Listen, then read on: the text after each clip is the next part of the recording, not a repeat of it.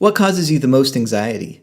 I think for me, it's social situations, especially those where there's someone yelling at someone else in public. It can just be super awkward and it's really hard to know what to do or where to look and what to say. And especially if you know the people and you're friends with them, how are you to react or respond?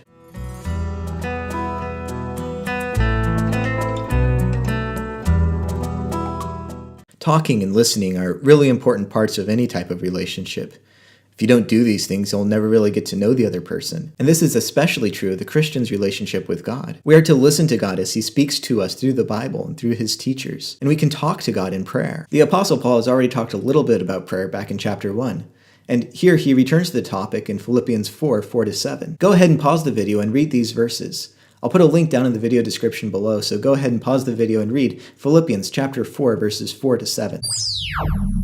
If you saw yesterday's video, you'll know a bit about the context behind these verses. Paul is addressing a very specific group of people in the church who are having a problem getting along. Paul speaks directly to the situation, directly to the people, and directly to the church as a whole, reminding them of their founding principles. Rejoicing in who God is and what he has done provides the foundation for the Christian life. We are to remember who God is and what he's done for us in Jesus Christ, especially during difficult situations, like trying to find unity in a large group. More than that, we are to bring these things to God in prayer.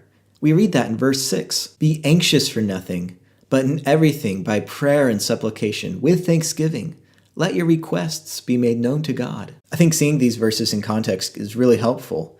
It's tempting just to quote this verse and basically mean, don't worry, be happy. But Paul's not telling us to ignore our problems. He's telling us to bring them to God and to trust in God's power to provide. In context, these are very encouraging verses, and we need to remember why they are encouraging. Paul is telling us that we need to do hard things. We need to be involved in people's lives and promote the unity and peace of the church, especially when there are threats and disruptions. And so we need to remember that while we are called to help and work in these situations, it is God who will bring peace.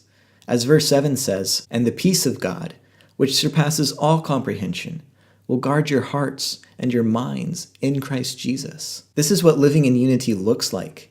Faithfully speaking God's truth while trusting God's power to bring peace. This is done through building our relationship with God, through prayer, both publicly and privately. And this is why we can rejoice. As we think about this, let's ask ourselves, what am I anxious about? How does this anxiety affect my community? Am I praying about it?